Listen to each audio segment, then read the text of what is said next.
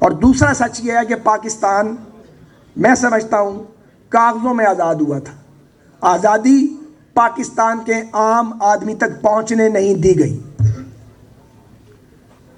اور تیسری سچائی یہ ہے کہ اس ریاست میں جہاں آئین بھی موجود ہے، قوانین بھی موجود ہیں، پارلیمنٹ بھی بار بار معرض وجود میں آتی ہے، جنگل کا قانون اس میں نافذ ہے، اور ریاست کو جنگل بنایا گیا ہے۔ جب جب اس کو ٹھیک کرنے کی کوشش کی جاتی ہے، جو لوگ اسے ٹھیک کرنے کی کوشش کرتے ہیں وہ یا بھارتی ایجنٹ قرار پاتے ہیں، یا غدار قرار پاتے ہیں، یا شرپسند قرار پاتے ہیں، یا باغی قرار پاتے ہیں، اور پھر ان میں سے بعض لوگ پٹری سے اتر بھی جاتے ہیں، اور وہ پٹری سے اتر کے ایسا نقصان پہنچاتے ہیں جو irreparable لاس ہوتا ہے، مگر پھر بھی سبق نہیں سیکھا گیا۔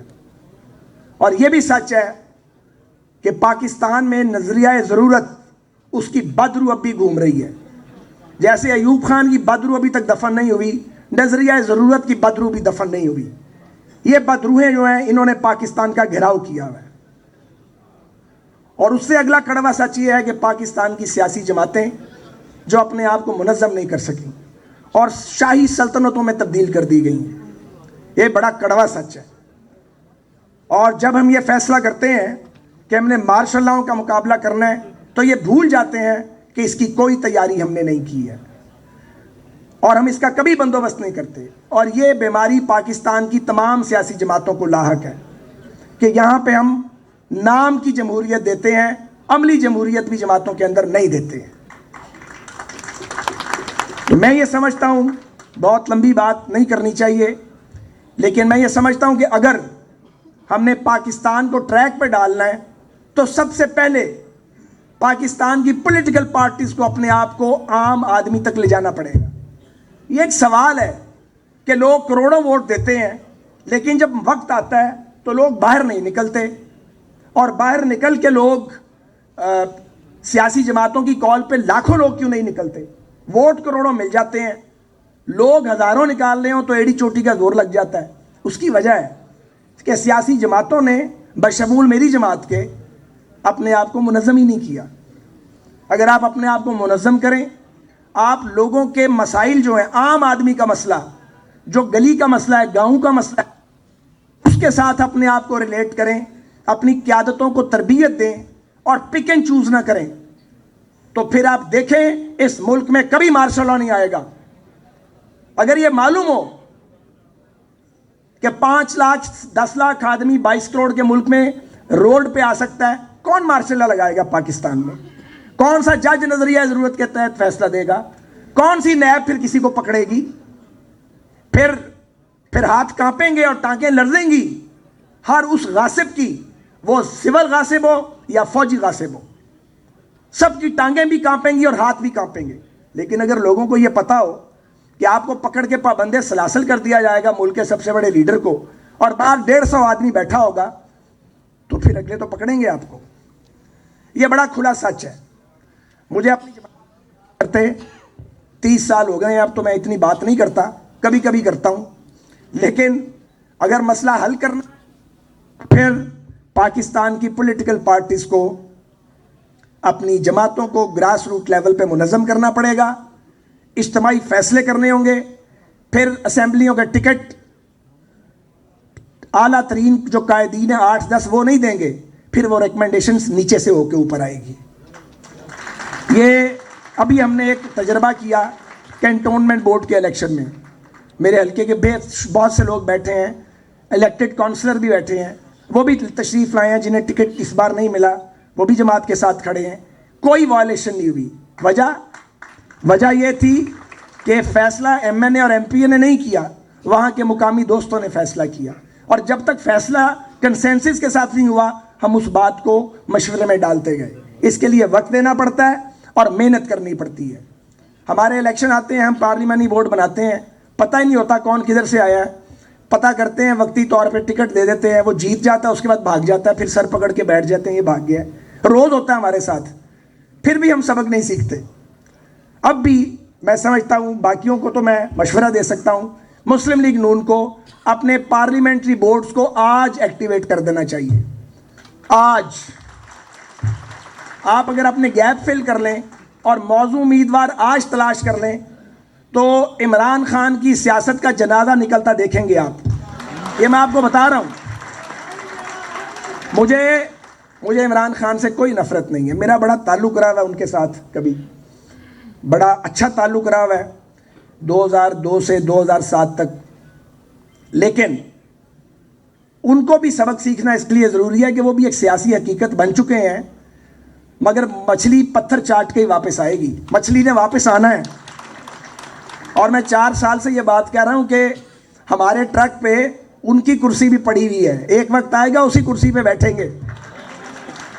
اگر پیپلز پارٹی اور مسلم لیگ جو دریا کے 2 پارٹ ہیں, ملتے بھی نہیں ہیں, جدا بھی نہیں ہوتے, الگ الگ سیاسی جماعتیں ہیں, اپنا اپنا فلسفہ ہے, لیکن جب اس ملک میں پولیٹیکل سٹرگل شروع ہوتی ہے تو ہمیں اکٹھے ہونا پڑتا ہے. یہ سیاسی برادری کو اکٹھے ہونا پڑتا ہے.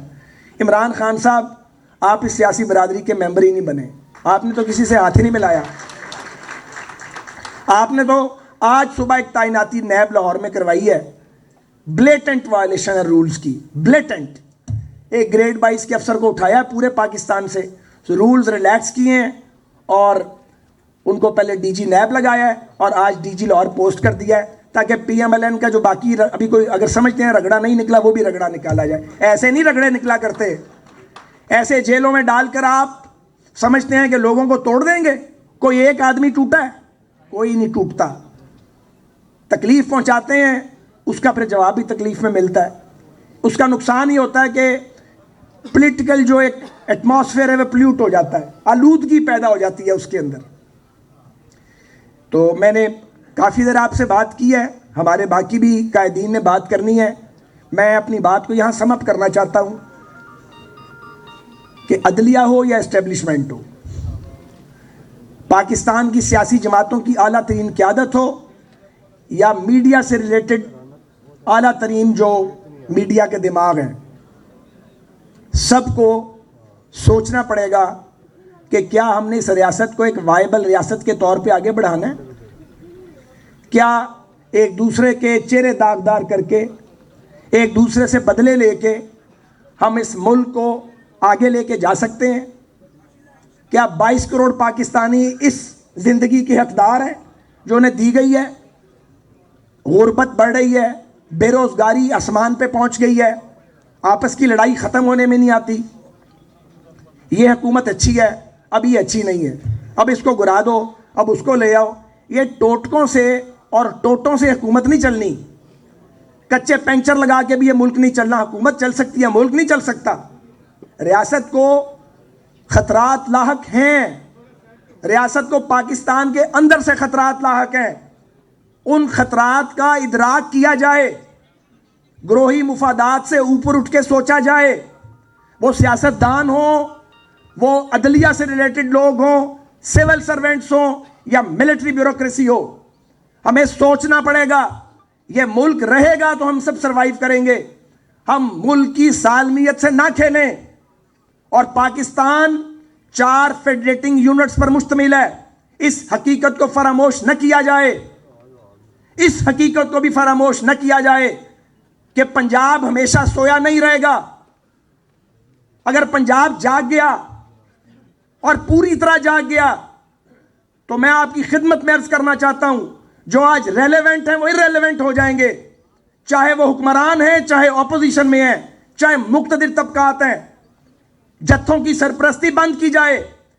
یہ سبق نہ دیا جائے کہ جو جتھا جو گھیراؤ کرے گا اس کے آگے ریاست سر تسلیم خم کرے گی. اس کا مطلب یہ ہے کہ سیاسی کام بند کیا جائے اور جتھے بنائے جائیں. 2-2 ہزار کا جتھا, 10-10 ہزار کا جتھا کوئی ناممکن کام نہیں ہے. یہ زیادہ مشکل کام ہے جو ہم کرتے ہیں. تو پاکستان کو آئین کے راستے پہ چلنے دیا جائے, پاکستان کو قانون کے راستے پہ چلنے دیا جائے. اب بھی وقت ہے ہم مل کر آئین کے دائرے میں رہتے ہوئے, قانون کے دائرے میں رہتے ہوئے جد و جہد کر کے اس ملک کو بچا بھی سکتے ہیں, محفوظ بھی کر سکتے ہیں اور آنے والی نسلوں کو ایک چمکتا دمکتا پاکستان دے سکتے ہیں. اور ہمیں یہ بھی سوچنا چاہیے کہ ہم سب نے مرنا ہے, اور اس عمر میں تو ویسے ہی قبر زیادہ یاد آنے لگتی ہے. ہم سب کو اپنی قبر بھی یاد رکھنی چاہیے.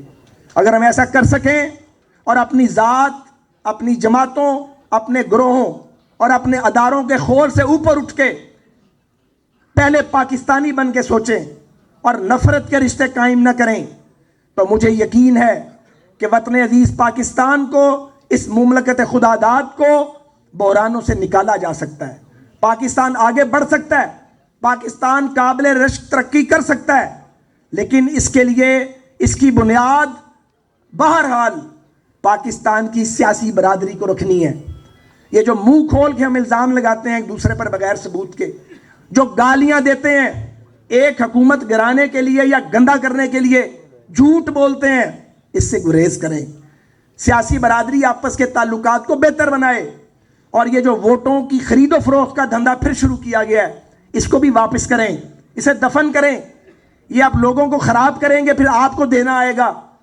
تو ہمیں بیٹھ کے، میں یہ کہنا چاہتا ہوں، مساق جمہوریت 2 جماعتوں نے کیا تھا، اس کو ریفریش کرنے کی ضرورت ہے، اس کو ری وزٹ کرنے کی ضرورت ہے. یہ کام ہے جو ہمیں کرنا چاہیے. ہم نے یہ کام کیوں نہیں کیا اب تک؟ ہم نے مساق جمہوریت کو باقی سیاسی جماعتوں تک ایکسٹینڈ کیوں نہیں کیا؟ ان سے بھی بات کریں، قوم پرست جماعتوں سے بھی بات کریں، ان کو بھی لائیں. میں ایز اے سیاسی کارکن، ایک پولیٹیکل کامریڈ کے یہ سمجھتا ہوں کہ قرارداد مقاصد کے بعد اور 73 کے آئین کے بعد مساق جمہوریت کی جو دستاویز ہے وہ پاکستان کی اہم ترین دستاویز ہے.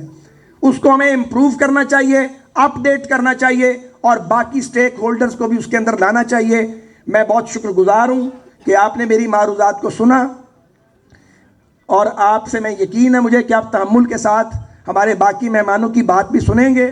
ابھی لیاقت بلوچ صاحب جو ہمارے ایک مدبر سیاستدان ہیں اور بڑے ایک رواداری والے شخصیت ہیں، وہ بھی یہاں موجود ہیں.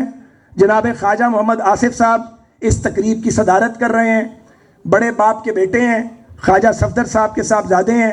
اپنی سیاسی جدوجہد اپنی جگہ، مگر آپ جانتے ہیں کہ خواجہ صفدر صاحب اور خواجہ رفیق صاحب نے ایوبی آمریت کو مل کر چیلنج کیا تھا.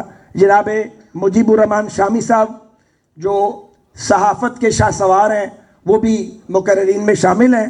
تو ہم اپنے معزز مہمانوں کی تقاریر سنیں گے اور ان کا اظہار خیال جو ہے اس سے انشاءاللہ تعالی فکر اور فائدہ حاصل کریں گے. پاکستان پائندہ باد، آئین پاکستان زندہ باد، جمہوریت زندہ باد، زندہ باد، زندہ باد.